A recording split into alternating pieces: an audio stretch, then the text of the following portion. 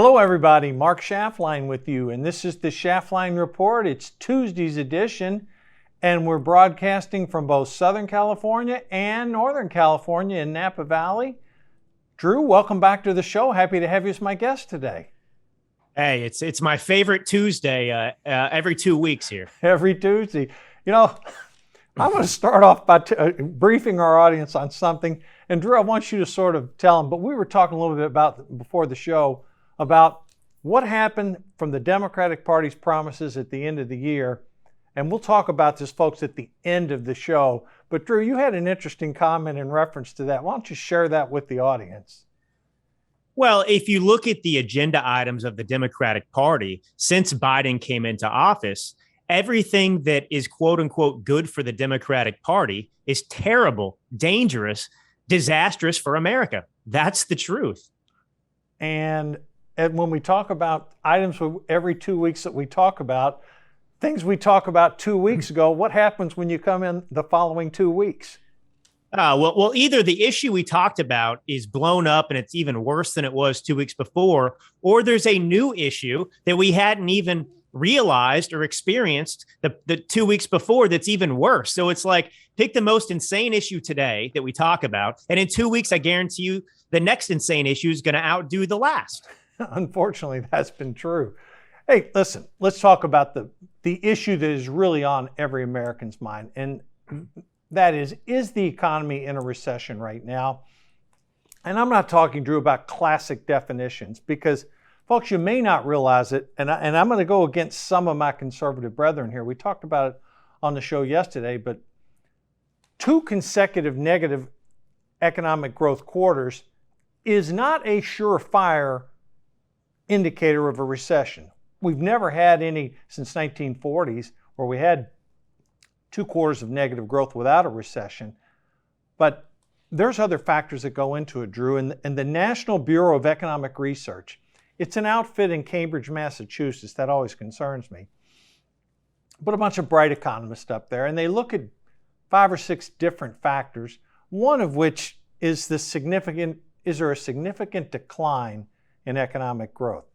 Drew, we don't know what the number is going to be yet, but the Federal Reserve meets tomorrow. They're likely to raise rates 75 basis points. And then we're going to get the number, I believe, Thursday. What are you anticipating here? Well, I anticipate that the second quarter GDP growth, I think it's going to be worse than the first quarter.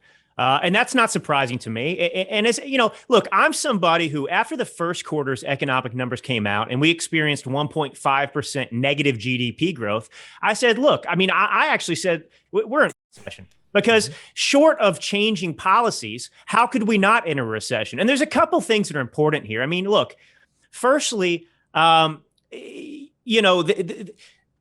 this recession that I do believe we're facing. I mean, look at the economy in terms of inflation and everything else. Look, recession was kind of expected also because of inflation, right? Generally speaking, when inflation is unchecked, like it is today, right, you introduce policies via the Fed, right? You've got to raise interest rates to try and bring that under control. And so that leads to recession. So recession's kind of the point to some extent. But the problem is they're not going to implement any other factors that are important economically, because if you just raise the interest rates to address recession, you're going to make things worse if you don't consider the other things. But I mean, I think we're at 1.5% negative growth. I think it's, other economists have predicted 1.6%. But, for me, the question of if we're in a recession, I mean, I think it's like, okay, are there 2 sexes? Can men have babies? I think that when Biden says we're not going to be in a recession, I think that that's correct. If you believe that men can become women and women can become men and men can become pregnant, and if you believe that inflation and gas prices are Putin's fault. But I mean, you're right to address this level-headed and look at this historically about recession. Here's one of the issues that we've never, in previous recessions, you could feel and sense, and the numbers would come in on the decline of economic growth. Here we have a unique situation where, we have inflation running between 8 and 9% right now. That's bad. We have a generally rising prices. That's bad. Energy costs peaked. Maybe they peaked. They've clearly come down the last 30 to 45 days. But we have another problem. typically in a recession, you don't see job growth of 350,000 per month. I mean, that just doesn't happen. But we have a unique situation right now in this country where we have a little over 11 million jobs available. The problem is we only have about 6 million that can be filled. So you've got a 5 million job gap, which means you could have churn in the unemployment where people are changing jobs, moving to new jobs, but you've still got a shortage. But I think the following. When you look at Walmart numbers that came out, and Walmart is not the canary in the coal mine, they're the end result of some of this. Your Walmart customers, Drew, are the ones we've been talking about ad nauseum on this show. This inflation has been really hurting lower income people and lower middle income people. And when Walmart came out and it had to adjust their forecast down, I don't need any more clear evidence about that than what Walmart just told us. Yeah, I mean, oftentimes people look at Walmart because of obviously its massive popularity and how many Americans depend upon it because they're able to offer lower prices as kind of a bellwether, as a predictor of recessions and things like that. And it is alarming. What it tells you is that inflation has gotten so out of control that Americans can no longer afford to basically spend their money on anything but food and gas. Mm-hmm. That is a very, very dangerous situation for the United States of America. I mean, if the only money people have in their pockets that's dispendable is to be spent on food and gas, I mean, what happens to the rest of the economy? Those are only two components. Right. And that's why I say, I think that look, this is going to get worse. They're not going to resolve this. The Fed can raise the interest rates to address inflation, like I said, but if they're not going to cut government spending, which is responsible for this inflation to begin with, in addition to the absolute insanity of shutting down an entire economy and putting people forcefully out of work for 2+ years in certain places, like in California where we are, I mean, this is not going to be resolved. Look, I mean, prices are going up. Americans cannot afford, many things, as Walmart points out. So if you're not going to cut taxes for the American people and ease the pain in that way, if you're not going to cut government spending, then raising the interest rates is just going to have actually a more negative impact on the rest of the economy, in my opinion. It will, but there are some things that literally had to slow down. I mean, this country could not sustain housing price increases like we've had. And again, folks, I don't blame the people buying the houses. I mean, when you're operating in a 0 to 25 basis points Fed funds rate market and mortgage rates are the lowest in 50 years, and people see inflation on the horizon, then, I mean, it made perfect economic sense for people to go out and bid on houses. The problem is now that the Fed's going to raise 75 basis points tomorrow. Mortgage rates are still, folks, by historical standards, they're still reasonable. You can get them 15-year mortgage in the 4s and you get a 30-year mortgage in the 5s. Drew, I know I'm dating you, but boy, there was a time back from 1981 to 1990 where you paid anywhere from 10 to 18% for a mortgage. So, I mean, nowadays it's a different story, but that had to cool. And what's happening is, even though the Fed's raising these interest rates, it's a blunt instrument tool. There is a lag period of time between when these interest rates go up and when it affects. Now, the only thing that's not lagging, home builders and the housing market. And Drew, we saw activity in the housing market earlier where new home sales, normally, folks, 4.5, 5-month inventory is normal. We now have 9 months of new home inventory on the market.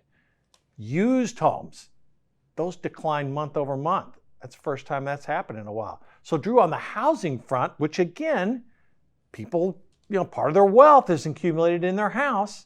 We've already seen stock market as a whole down about 20 to 25% this year. Drew, we could see a negative wealth effect coming up in the last half of the year. Yeah, we could. I just, again, I think that when we discuss what's happening, because look, we interpret what the Fed's doing and we understand, the context of recession. We understand the context of raising interest rates to slow things down because they must. But you have to understand, and we can go back and look at the policy initiatives that we started the program with. We have to understand where they're leading this, what their objectives are. Because, look, the Democrat Party does not want people to be homeowners. OK, they want everyone to be renters. They don't want us to own anything because they want to own us. They are intentionally, bringing about shortages, whether it's going to be gasoline, whether it's going to be food in the near future, because shortages basically, look, the intention is to put Americans in such a difficult position that you can't get out from underneath that problem yourself. So it leads to government dependence. This is part. Look, when Janet Yellen came out and said that, this isn't a recession, it's a transition. That part's true. COVID was used to transition the economy. This economy that has been created by the Biden administration is being used to transition us away from autonomy, from independence, from wealth.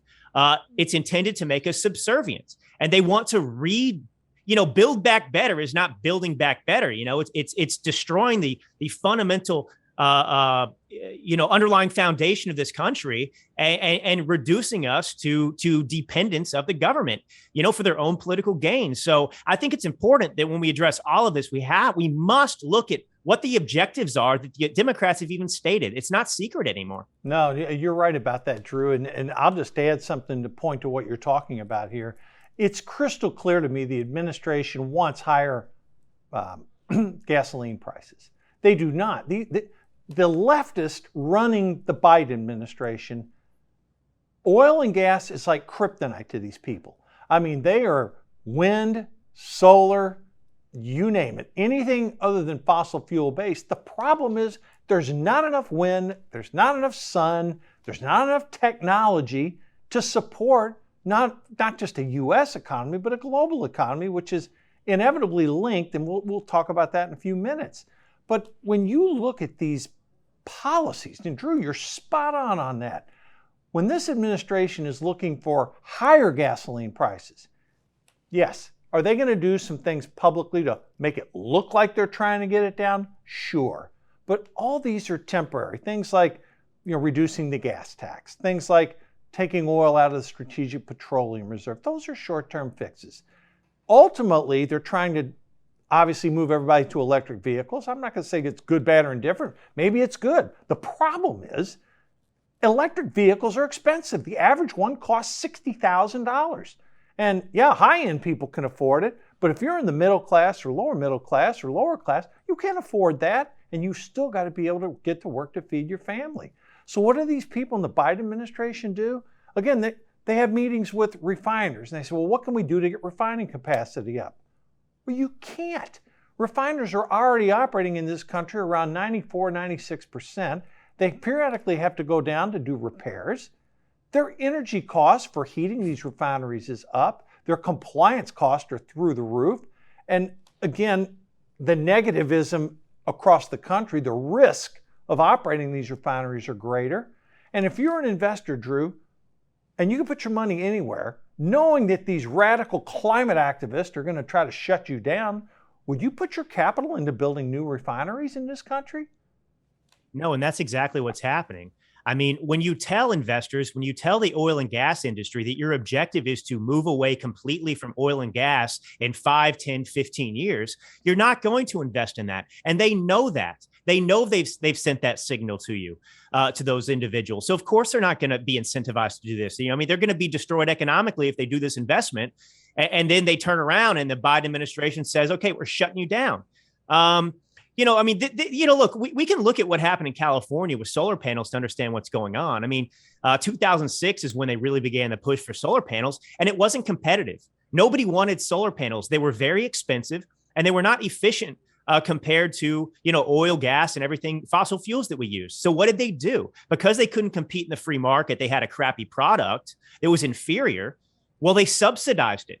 And Right. so they made it look really pretty and shiny. And so everything else was more expensive, but it was artificial. It was unnatural. And now we have these solar panels in California. They have a 20 to 25-year lifespan. And California has a problem where they don't know what to do with the solar panels. They have batteries in them. They have all these toxins, and they don't know how to get rid of them. They're gonna ruin and poison the groundwater.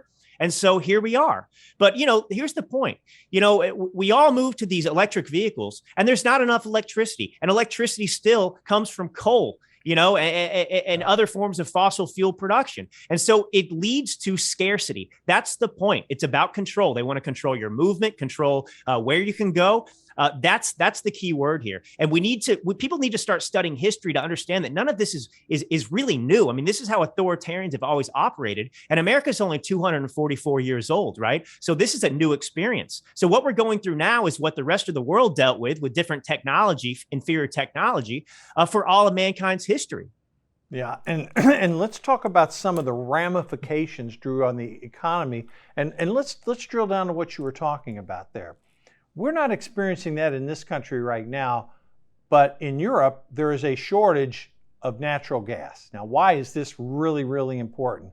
Well, 2 weeks ago, when we were on the show, the Russians were delivering gas at about 40% capacity through the Nord Stream 1 pipeline.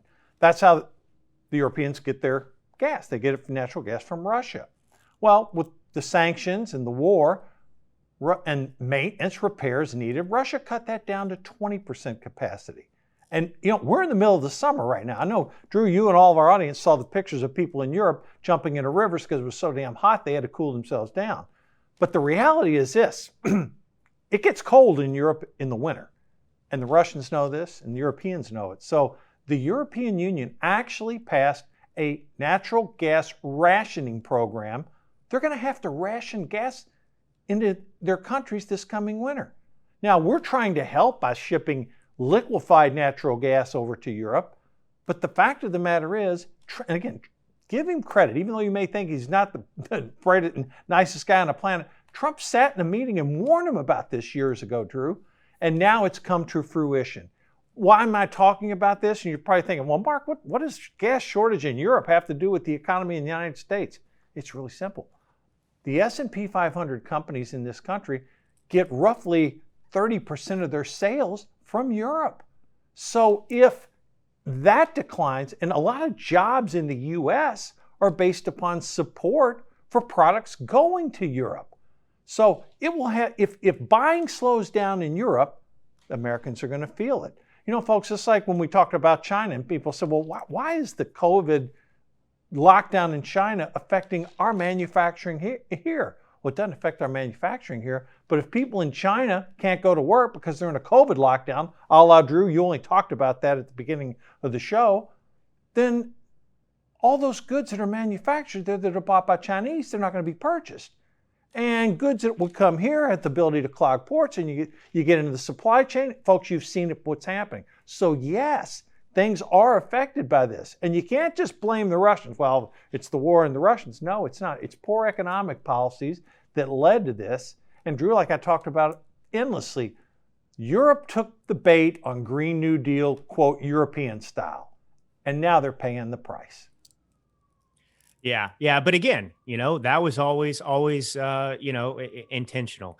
And it's the only thing I got to point this out because I've just been thinking about it. The only thing that surprises me about Joe Biden saying that a recession isn't a recession is that he didn't blame it on Putin, right? It's not Putin's recession. It was Putin's inflation. It was Putin's gas prices, but recession just isn't recession. This is 1984, war is peace. Ignorance is strength, freedom is slavery, censorship is free speech. That's where we're at. Really, to me, when we get the numbers tomorrow, and if they change the definition of recession and really try to say that this is the greatest economy in history, like he's been saying, right. This will be a war on the truth, on reality, and they're going to create instability with this kind of crap, because if 2 + 2 no longer equals 4, I got to tell you, the upshot of that is that people will just believe anything that they're told by the authoritarians. Have you ever seen gaslighting from an administration like this? I mean, it's astounding. I mean, every day they're gaslighting the American public on something new. But you're right. The next couple of days are going to be pivotal. Let me shift off economic issues for just a minute and get on to a couple other topics. I mean, I'm not trying to be repetitive on this stuff, but you mentioned it gets worse every couple weeks. Yeah. This migrant business down at the border, people think about it from an immigration point of view, but there's a human tragedy going on down there. I mean, you're seeing things where migrants literally are treated as slaves. I mean, it's become a billion-dollar human smuggling business down at the border. And who's winning? The cartels are winning. Don't just take our word for it. Ted Cruz is posting videos. Bill Barr, who's the former attorney general, has talked about it. And then we have 55,000. Get all this, folks. You hear about the 200,000 crossing the border that are apprehended. You're not hearing about the 50 to 55,000 that they're not apprehended and they get into the country and they're never going to trial. They just blend in, if you will. That's been happening every month too. Imagine that, 50,000 people a year illegally coming into our country. And this isn't catch and release, folks. These are just people that aren't caught. Drew, that's creating a big, big issue down at the border.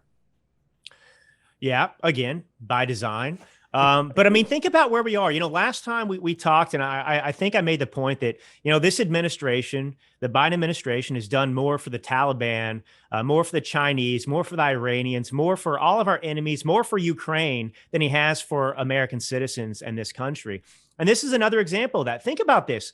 We are awaiting news that's going to look, regardless of whether people want to accept if it's a recession or not, we're in dire straits. We just talked about the economy, exhaustively, right? Mm-hmm. But okay, Biden has led us into a recession.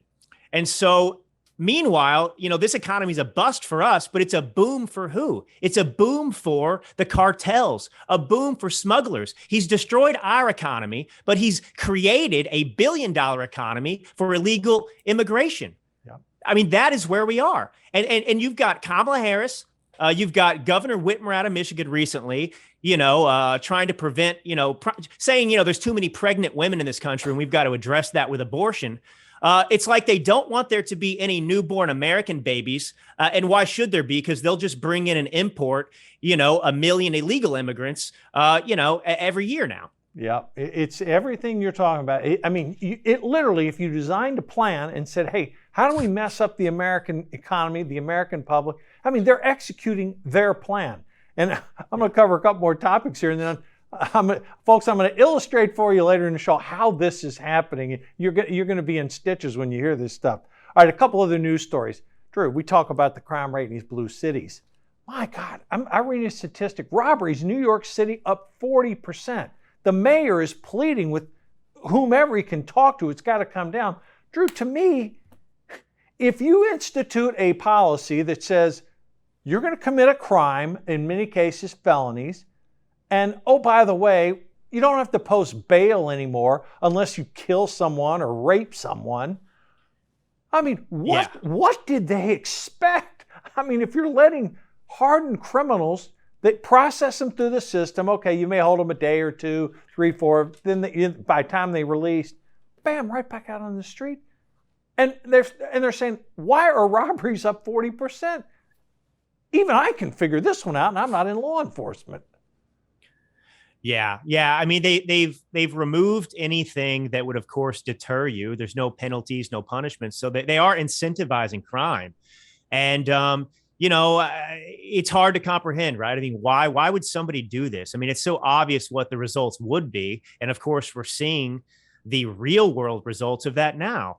Incentivizing crime, incentivizing violent behavior. Meanwhile, they want to punish the American citizen. But in addition to removing all those penalties, look at what the Democrat Party represents. I've been making this point too, that this starts at the top and it cascades down. Look at the lawlessness on display at the top, at the highest echelons of our government. Whether it's Hunter Biden and Joe Biden, their corruption, whether it's the Mueller investigation, the Trump-Russia collusion that was literally invented, it was made up by the Democratic Party as essentially a coup attempt to get rid of a duly elected president. There's been no consequences for Hillary Clinton, no consequences for Fast and the Furious, the Obama, administration's operation. My point is, people look around them and it's like it's open season. there are no laws. The Constitution doesn't matter. We have lawlessness. Recession isn't recession. Men can have babies. There's no rules. There's no law and order. And this is how you get here, And again, look, I mean,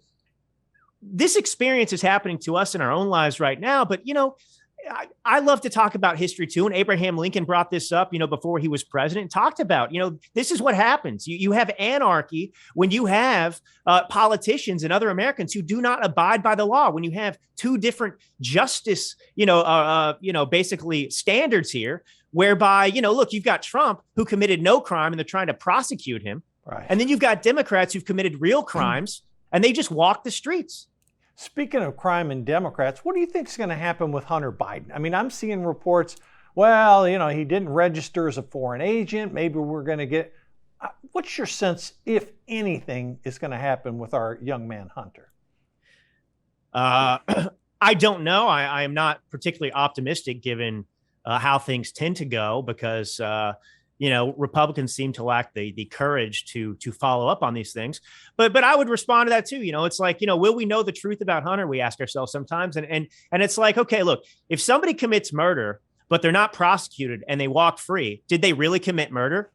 Right. That's where we are with Hunter Biden, in my opinion, and his father as well. Look, we know he lied on a federal forum and actually succeeded in attaining a weapon.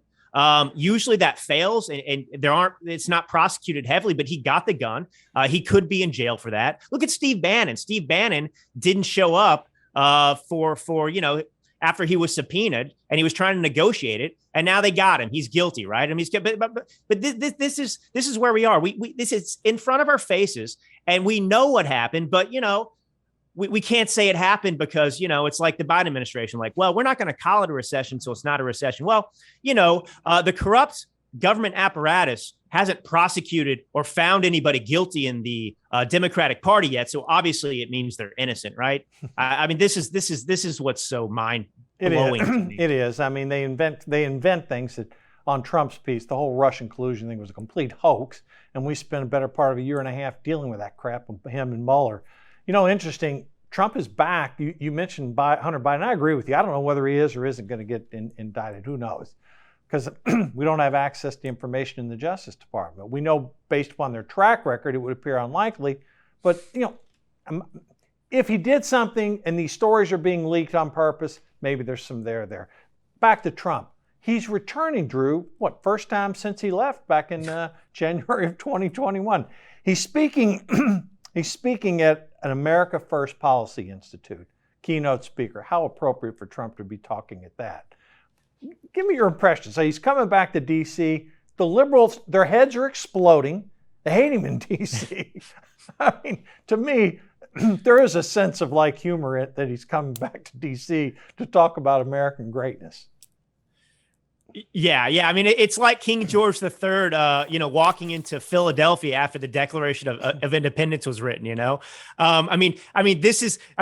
have January 6 hearings going on right now because they want to put Trump in jail. They do not want him. They've essentially tried to excommunicate him. Abolish him completely from DC, and he shows up in DC to give a speech. I mean, this is Trump to a T. This is the reason people still love Trump, though, because he's fearless. He doesn't cave. He has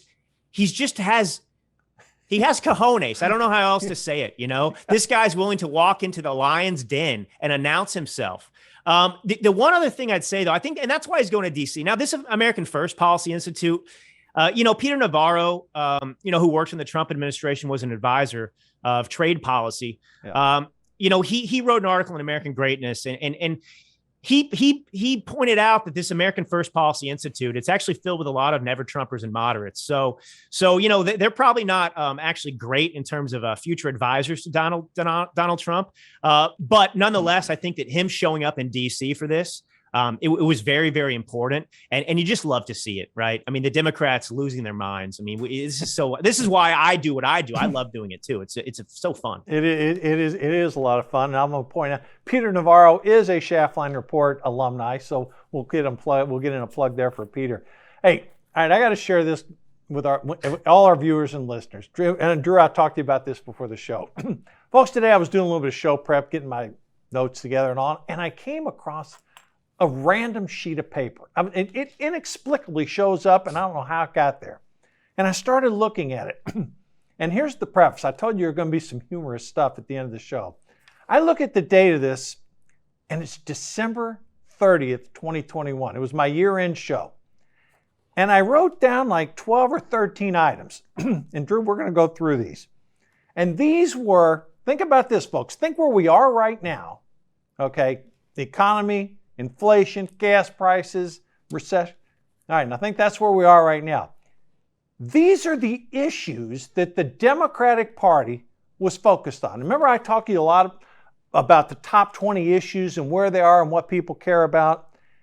And when we go through these, I cannot illustrate. This illustrates the difference between the two parties. Here we go. Drew, voting rights. Voting rights. How important is voting rights? The Democrats are telling us, oh my God, people are being discriminated against. They can't vote. Drew, as best I recall, in the elections of 2022, haven't we seen record turnout? Yeah. And we didn't pass any law on voting rights, did we? No. But then again, Kamala Harris was made, I think, a czar of that as well. So maybe she had a success. Who knows? Yeah. Second issue, and we talk about this a lot later. Climate change, that's our most important, that's a biggie, it's right up there. Drew, last I looked, Joe Manchin said, no, we're not going to pass any climate change legislation. That's right, and the SCOTUS bludgeoned the EPA. Let's remember that too. It's a win for us. That's a biggie, yeah, that bludgeoning the EPA was a big deal. Third item on the Democratic wish list, raising taxes. Drew, how'd that one go? Thankfully, that didn't happen. But yeah, you haven't even heard any murmur about it right now, right? Now, the next one, I'm going to give the Democrats credit. This is a Democrat success point. Advancing transgenderism. Uh-huh. You're speechless. Okay, I'll pass by you on that one. But you got to give me the next one here. Here's another one. Advancing critical race theory. Maybe some success, Drew? Well, I think that was a big loss for them, actually, because I think the entire Virginia state flipping from blue to red was, predominantly over critical race theory and, teachers who think that they own parents' children. So, I think that was a losing issue. You're right. As we look at these, actually, even their wins are losses for them. Right. Agreed. That was my agreed. Because if your biggest accomplishment, and we're only halfway through the list, folks, advancing transgenders and critical race theory, and you chalk those up as wins, 75% of the country, their head is exploding on what are they focusing on? All right, let me keep going here. I can't believe this is hilarious. Item number 6, filibuster reform. That didn't happen, did it, Drew? No, it's too bad. Democrats stood in their way. Joe Manchin and Sinema. Yep. Thank goodness for. And the reality is, there's more Democrats that did not want filibuster reform. They just didn't have to come out and say it. They used the cover of Manchin and Sinema, so nothing happened with that one. The next one, this is a real beauty too. Packing the Supreme Court. Drew, even Democrats, moderate Democrats, don't want to do that. Biden even shot it down. So, that doesn't appear that was successful either. No, it hasn't been, certainly. I mean, if anything, they flipped the language there and they tried to accuse Republicans of packing, the Supreme Court by, constitutionally nominating and putting them there. But anyway. Insane. Then this next one's a real great one. And what did we talk about in the show today? We talked about 55,000 illegals a month that don't get caught. We talked about the cartels running human smuggling, slavery at the border, all kind of drugs and narcotics. Here's the next item on the Democrats' agenda. This is at the end of this past year. Amnesty for illegals. Huh? Drew, that hadn't really worked out either, has it? No, not yet. It doesn't mean they're not preparing for it, right? By putting all these people here. But no, so far that has not happened. And interesting thing, Drew, these topics that they championed at the end of 2021, they've been talking about a lot of these issues for years. One thing about the radical left in the Democratic Party, folks, they may lose, but to them, losing is like riding a bike over one of those markers in the road where, they put the bumps up to keep your car from going fast. They just keep at it. Next one on their, quote, hit list. Expand the child tax credit. Hadn't happened yet, but that may happen if they vote on it. I mean, I don't know. What do you think about that one? That's a maybe. Yeah, I mean, I don't know if they can shove it in some bill where it doesn't belong as well. I mean, and possibly, they're still trying to, they're desperate to get a deal done to pass any piece of legislation they can to pretend like they have a win before the midterms. I mean, that's really where their heads are at right now. Yep. They have no legislative victories. I mean, they've passed that gun control garbage, but that's not moving the needle for them. Yeah, I'll skip down to gun control. That was at the bottom of the list. I mean, that's not going to move the needle at all. This ties into two things we talked about in the show today, Drew. Bail reform. Well, ask not what you want. Once you get it, you may not want it. Drew, we talked about this just earlier in the show today. How has bail reform worked out in New York City and in other deep blue sanctuary cities? Yeah, well, they've made them unlivable hellholes. I mean, that's what the result has been. But I just realized something as you were going through that list. They haven't really been successful nationally from the federal government side for a lot of that. But this makes me want to remind people how important local elections are. Yep. Because a lot of those issues have been successful, like the bail reform. That's taking place in these cities with these corrupt DAs, these Soros-backed people. Transgenderism, that's local too a lot of times in these different schools and things. So you've got to pay attention. I mean, it's sexier to pay attention to national politics, but the real brunt of the work, if you really want to change this country and protect it, does begin locally and expands out. Yep, no question about it. And last one on the list was catch and release, which they've implemented. I mean, you can't, Mayorkas has implemented catch and release. There's not it's a disaster for the country, but it's a success for them. So Drew, we look at these things here, 1, 2, 3, 4, 5, 6, 7, 8, 9, 10, 11, 12 issues that were their priorities December 30th of 2021. I talked about these on my last show last year. Drew, not one mention. What's on Americans' minds today? Gas prices, inflation, cost of rent. I mean, Drew, what we're experiencing today that trend was going up in December of 2021. It didn't just start in 2022. So again, it illustrates, no wonder Biden's sitting here at 30% to 32% approval, and the Republicans are plus pick your number 2 to 10 on the congressional ballot. People are looking at these Democrats, as incompetent, saying, why aren't they focused on issues that are important to me and my family? And I don't know, that was a jarring list. Yeah, but there's a silver lining, right? We should always try. I always try to be glass half full and give people optimism as well. Look, think about this. They've had majorities in the Senate and the House, and they had the executive branch. And they had plenty of Republicans who were rhinos to go along with them. And they were still unable to get that agenda passed, which tells you what? The majority of the American people aren't radical leftists. Many people are still moderate, but the Democrat Party's isolated themselves. They've alienated themselves, and their base is shrinking, and they've revealed themselves. So we've learned a lot about the Democratic Party here. The Republican Party is not perfect, but we're not totalitarians, and we're in much better shape to improve our party than the Democratic Party. So that's good news for us, because it could have been much, much worse. Yes. If they had been successful in actually executing a lot of those policy initiatives. Oh, yeah. And I didn't even mention the Build Back Better in here. I mean, that was the colossal spending bill, over $2 trillion, that Bernie Sanders and Joe Biden wanted to pass. Thank God for Joe Manchin, Kyrsten Sinema, and every Republican that thwarted that bill. But again, Drew, you'll be back in a couple of weeks. Okay, we talk about what's going to happen between now and 2 weeks. If you can pick one issue, I know I'm asking for the crystal ball here. Yeah. What's going to be the main issue we're talking about in 2 weeks?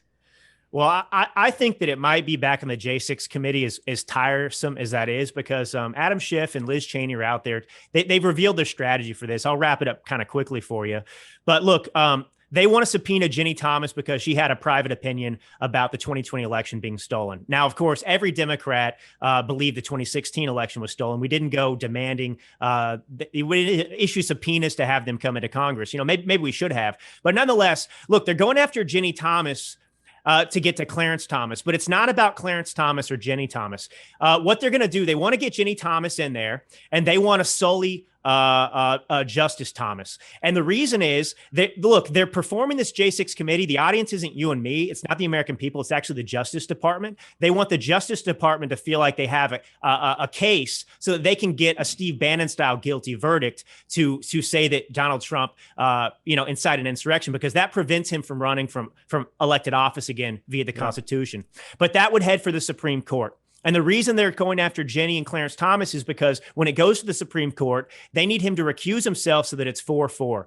And if it's 4-4 and it's deadlocked, if they can get their dream of a grand jury to indict Donald Trump, well, that will stand because the Supreme Court's going to be deadlocked. So that's their strategy. So I think they're going to be pushing that. We might see Ginny Thomas dragged in. We'll see. All right, Drew, we're going to put that in the prediction. And you know what? That could happen.